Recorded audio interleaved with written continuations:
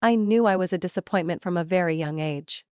No one ever said it outright, but I could see it in my mother's eyes, in my father's sighs, and in the way they treated me compared to my younger sister. I am Rachel, their firstborn, the child who was supposed to be a boy. No one spoke the words, but I always felt the silent disappointment, the way they had expected something different on the day I was born. 3 years later, my mother gave birth to my sister Lily, and I overheard something I was never meant to hear. "Maybe next time it'll be a boy." My mother's voice echoes in my memory. A brief remark, yet one that haunted me throughout my childhood. But the next time never came. Complications from Lily's birth left my mother unable to have more children, and their dream of having a son was shattered forever. Instead of accepting reality, they placed all their hopes on Lily. I never knew if it was because they truly adored her, or if she was simply their last chance to have a child they could love without disappointment. It didn't take Lily long to figure this out. She quickly learned how to pout, how to whine at the right moments, how to flash a bright smile whenever our parents praised her. And just like that, everything that was once mine was pushed aside. The love, the attention, and even the small things a child should naturally receive. I was never starved or abandoned. I had enough clothes, enough food, and I attended a good school. But warmth was always in short supply. If Lily was the sun, shining brightly in our home, then I was merely my own shadow. I didn't have her big, sparkling eyes, her soft, sweet voice, or the kind of innocence that made adults melt. I was just Rachel, the quiet, independent eldest daughter that no one really paid attention to. Over time I learned to stand on my own without expecting protection. As a child, I had tried to impress my parents, hoping that if I studied hard enough, behaved well enough, they would be proud of me. But the praise I longed for never came. My academic achievements earned nothing more than a brief nod, while one of Lily's scribbled drawings could make my mother beam with excitement for an entire day. One evening when I was 17, during dinner, I announced, "I want to study business." I expected some kind of reaction, maybe a little pride, maybe some curiosity. But my parents only exchanged glances. "Are you sure?" my mother asked, setting her fork down. "That field is quite dry. Why not consider something more suitable for a girl? Teaching, perhaps? Or nursing?" My father nodded in immediate agreement. I looked at Lily. She just smirked and shrugged. I had predicted their response. I had anticipated the disappointment in my mother's eyes. I was used to it, that feeling of never being enough. But that night, I realized something else. I didn't need their approval. I didn't need their permission to pursue the life I wanted. Because if I couldn't find my place in this family, I would carve out my own path. I left home to study business at the University of Washington, carrying nothing but a single suitcase and the resolve to never look back. There was no farewell party, no warm embrace from my parents. Only Lily, leaning against my bedroom doorframe, arms crossed over her chest, with that familiar, lazy smile. "You're going to fail," she said as I grabbed my bag, "and then you'll come crawling back here like a loser." I didn't respond. I just walked away. College was a challenge, but it was also my liberation. No longer did I have to live in Lily's shadow or witness the silent disappointment in my parents' eyes. Here, I was no longer Rachel, the unwanted child. I was Rachel Matthews, a business student, someone who could take control of her own life. And it was in the university library, among towering stacks of finance textbooks, that I met Nathan. The first time we crossed paths, I was reaching for a macroeconomics book, when I accidentally bumped into someone standing beside me. The book slipped from my hands and fell to the floor. "Sorry." I bent down to pick it up, but his hand was faster. "It's fine," he said with a smile, handing me the book. "Rachel, right? I've seen you in Professor Anderson's class. You're the one who always asks the tough questions." I felt my face heat up. I never thought anyone would notice me, let alone remember my name. From that day on, Nathan became a part of my life. We studied together, debated lecture topics, and gradually, our study sessions turned into coffee dates and late-night walks around campus.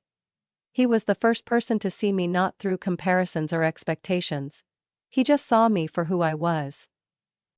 By the time I graduated, Nathan was already working at a well-known financial consulting firm.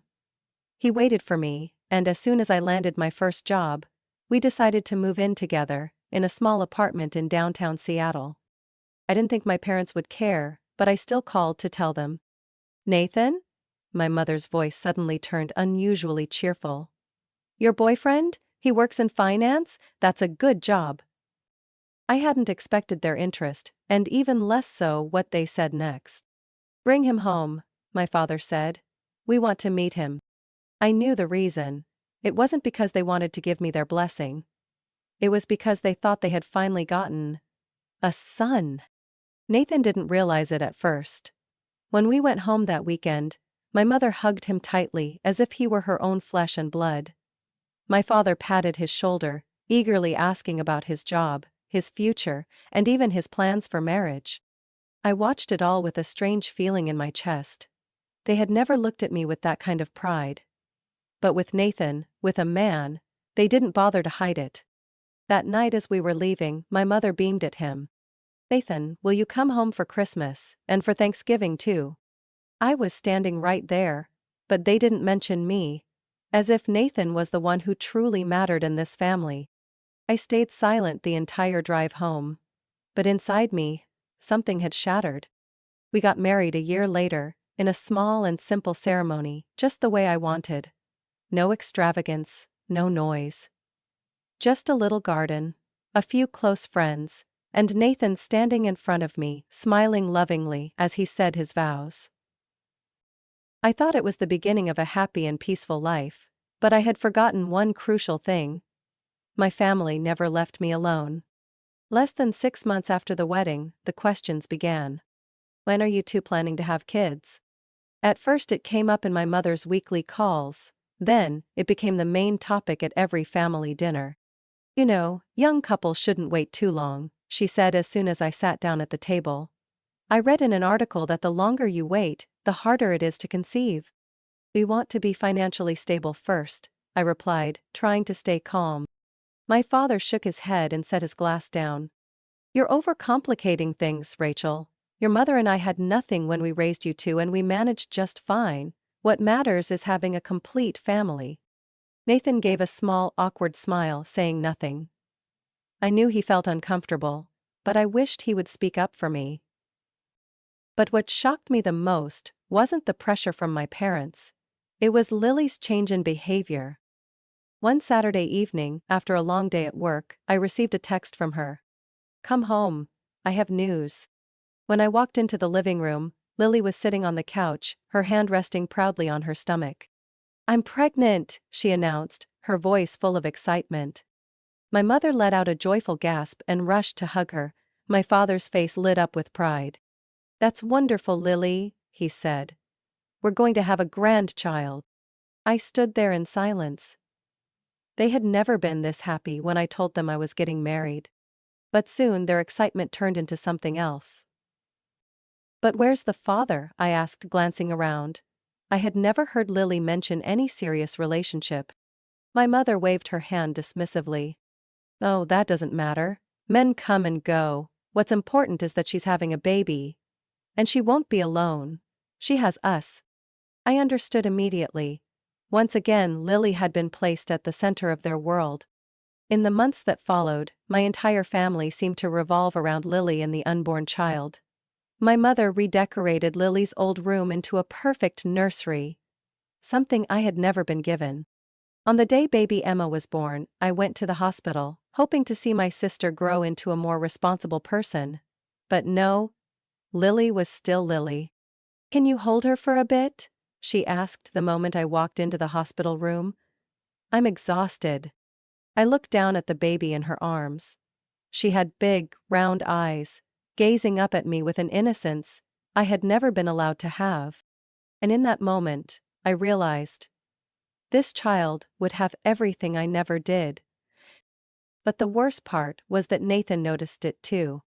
He quickly grew attached to Emma. Every weekend when we visited, he was always the first to pick her up, to play with her. I saw him smile at Emma in a way I had never seen him smile at me. My mother noticed, and she didn't miss the chance to emphasize it. "Nathan really has a knack for being a father," she said, watching him hold Emma in his arms. "It would be such a shame if you couldn't give him a baby soon, Rachel." I clenched my fists under the table but remained silent. I was used to being overlooked. But I never expected that even in my own marriage, I could become an outsider once again. As time passed, the pressure to have children weighed heavier on me.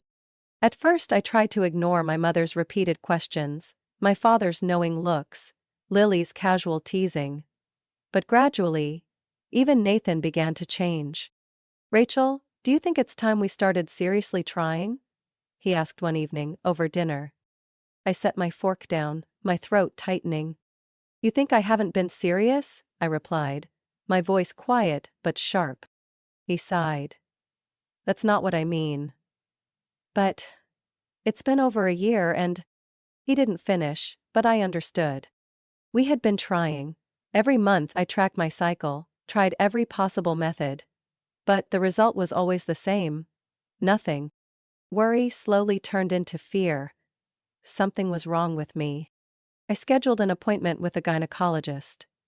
Nathan went with me, holding my hand as I walked into the clinic. The tests were conducted in silence.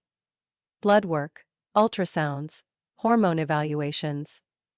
Then came the agonizing wait. And then, the day of the results arrived. The doctor looked at me with sympathetic eyes. "Rachel, I'm so sorry." I didn't hear the rest. The words passed through my ears without sticking. "Premature ovarian failure. Unable to conceive naturally. The chances are very low, nearly impossible." I clenched my hands in my lap. I knew this news would change everything. That night, Nathan and I sat in silence at the dinner table. Neither of us touched our food. "We can try IVF," he finally said. "Or adoption." I nodded, but deep inside, I knew things would never be the same again. I knew I couldn't keep this to myself for long. The following weekend, I told my parents over dinner. I tried to stay calm, but my heart pounded as I forced the words out. "I can't have children." Silence filled the room. Then my mother set her chopsticks down, crossed her arms and pressed her lips together in disdain. "So you're useless then." Her words cut through me like a blade. "Mom," I gasped, barely believing my own ears.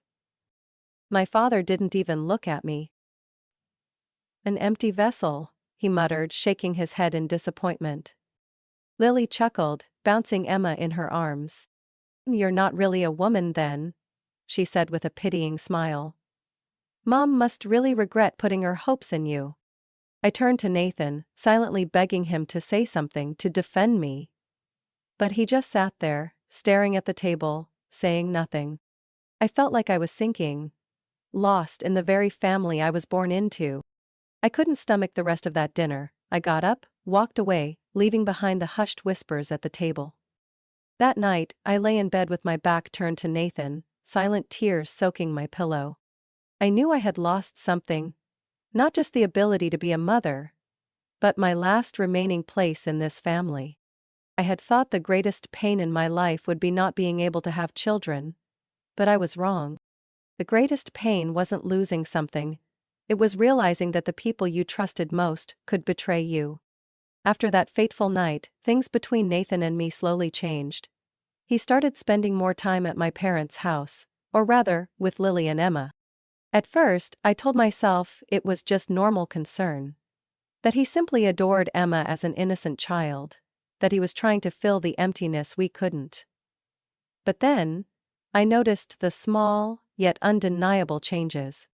He started coming home later after family dinners, always with the excuse of helping Lily with something. Lily's messages to his phone became more frequent, always saying things like, "Nathan, are you free? I need your help with this." He mentioned Emma more than he mentioned me in our conversations. One Friday night, I came home from work, carrying a bag of Chinese takeout, Nathan's favorite. But the apartment was empty. He wasn't there. I called him. No answer. A bad feeling crept into my chest. I unlocked my phone and instinctively scrolled through social media. I rarely looked at Lily's posts. But this time, one popped up at the top of my feed, making my hands tremble. A picture of Nathan, Lily, and Emma sitting on the couch in my parents' living room. Nathan was in the middle, Emma nestled against his chest, and Lily leaning into him more than necessary. But what truly made my heart clench was the caption beneath the photo. A happy moment with the ones I love the most. The ones I love the most? I stared at the screen. My hands turned ice cold. This couldn't be real, it couldn't be. But the truth was right in front of me. I jumped into my car, my heart pounding so hard I thought it might burst. I didn't care if they thought I was crazy. I needed answers. The front door was unlocked, as always. I pushed it open, hearing voices coming from the living room.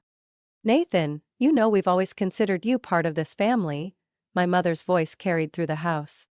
I froze, my feet cemented to the floor. "And you deserve a real family," my father added. "A woman who can give you children. No one would blame you for choosing the right thing." I held my breath. Then Lily spoke, her voice soft but dripping with meaning. "We all know Rachel can't give that to you." I couldn't take it anymore. What the hell is going on here? I stepped into the room, my voice shaking with fury. They all turned to look at me, their surprise lasting only a second before it faded into mild annoyance. Nathan's face went pale, but he said nothing. Lily just smiled. That smug, victorious smile. "Rachel!" My mother sighed, as if I had just interrupted an important discussion. I turned to Nathan, my throat raw with anger. "Do you have anything to say to me?" He avoided my gaze, staring at the floor. No excuses. No denial. The ground beneath me felt like it was crumbling. "Do you love her?" My voice was ice.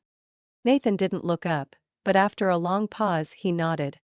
Just one simple nod, and it shattered everything I had ever believed in. Lily placed a hand on Nathan's arm, a silent claim. "You should have seen this coming, Rachel," she said, her eyes gleaming with triumph. "A man deserves a real family. A real wife." All the emotions inside me evaporated. No more pain. No more rage. Just emptiness. I turned away without another word. That night, I went home and packed my things in silence. I left a single note on the kitchen counter. No tears, no pleading, no arguments. Just a few simple words. "File the divorce papers, my lawyer will be in touch." And just like that, this chapter of my life ended. I walked away without looking back. The divorce was swift and cold. We split everything according to the law. No fights, no drawn-out drama. Nathan and Lily got what they wanted. And I got what I needed. Freedom. At first, the emptiness was all I could feel. I had lost a marriage, a family, a part of my life. But as the days passed, I started to realize I hadn't really lost anything at all. Nathan was never meant for me. My family never truly loved me. And if I had spent my whole life not realizing that, now was the time for me to start over. I moved to a new city. A place with no old memories, no pitying looks, no whispered gossip. I buried myself in work, spent time reading, exercising, doing things I had never had the chance to do. Then one day, I bumped into a man at the grocery store. "Sorry." His voice was warm and deep as he hurried to pick up the milk cartons I had just dropped. I looked up, and for the first time in months I truly smiled. His name was Daniel. We started with a cup of coffee, then a dinner, then endless conversations. Daniel was unlike anyone I had ever met. He wasn't in a rush, he didn't pressure me to share my past. He was simply there, listening when I wanted to talk, staying silent when I needed space. When I told him that I couldn't have children, I had braced myself for disappointment. But he simply took my hand, his gaze gentle. "Rachel, I love you. Not for what you can or can't do. If we want children we can adopt. If not, that's okay too. I just want you by my side." I broke down in tears right then and there. A year later, we got married in a small ceremony at City Hall. No parents, no Lily. Just our closest friends and a man who truly loved me for who I was. We built a simple, happy life together. I never thought I could love someone so completely. Then one day, everything changed.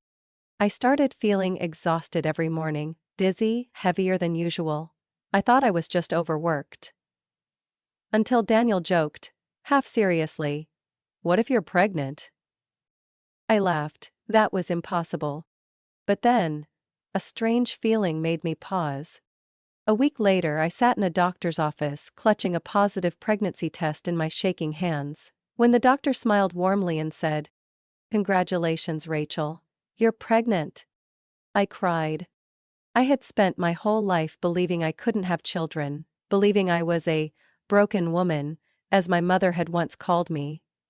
But life had a way of proving us wrong. 9 months later, I held my baby boy in my arms. A healthy little boy, with Daniel's eyes and my dark hair. We named him Ethan, the greatest gift life had ever given me. 3 years later, my life was completely different. I had a loving husband, a wonderful son, and a real family.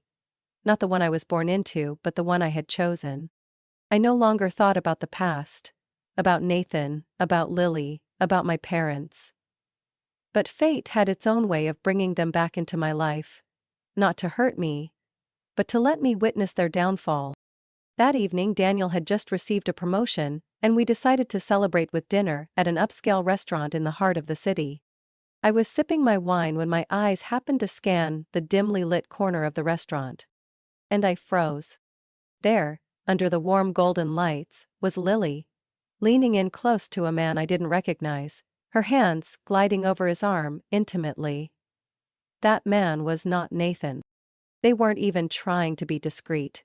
Flirtatious glances, sweet smiles, and then a kiss, right in the middle of the restaurant. Daniel noticed my change in demeanor and leaned in. "What's wrong, love?" I didn't answer. I simply lifted my phone and snapped a few pictures, each frame capturing her betrayal perfectly. When the stranger left, Lily remained at the table, pulling out her phone with a self-satisfied smile. I didn't know why I did it, but I tapped on Nathan's social media profile. Right at the top of his page, a picture of him and Lily appeared. A perfect family portrait, Nathan holding Lily and Emma, with the caption, "A complete life with the ones I loved the most." How ridiculous. I didn't do anything right then. I simply saved the pictures into a secure folder and went on enjoying my evening. But I knew, one day, I would need them. A week later, I ran into them.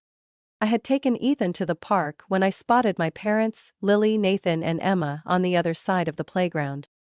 My mother was the first to see me. She froze, her eyes locking onto Ethan, the grandson she never even knew existed. Lily was the first to break the silence. "Oh, look who it is." "Rachel." Her voice dripped with mockery. "Well, I see you finally managed to have a child. Must have taken some help from modern science, huh?" I smiled calmly, pulling out my phone and opening the folder. "You're right, Lily. Science is truly amazing. But you know what's even more fascinating?" I tapped my screen, revealing the photos of Lily wrapped around a stranger at the restaurant. Immediately, her smile vanished. "Where did you get that?" Her voice was sharp, her face turning pale. Nathan frowned, snatching the phone from my hand. As he stared at the pictures, his confusion turned to anger, then finally, to complete shock. "Lily, what the hell is this?" Lily stammered, scrambling for an explanation, but I didn't give her the chance. "Oh, I'm not done yet," I said coolly, pulling out a thick envelope. Ever wonder why Lily got pregnant so easily? Nathan stiffened. "And what are you saying?" I smirked, tossing the documents onto the bench beside us. "Emma's DNA test results." I met Nathan's eyes. "Did you really think she was your daughter?" "Because the test says otherwise." Nathan's world shattered right in front of him. He turned to Lily, but she could only bite her lip, unable to utter a single defense. No. No, this can't be. His voice cracked. I crossed my arms, watching him.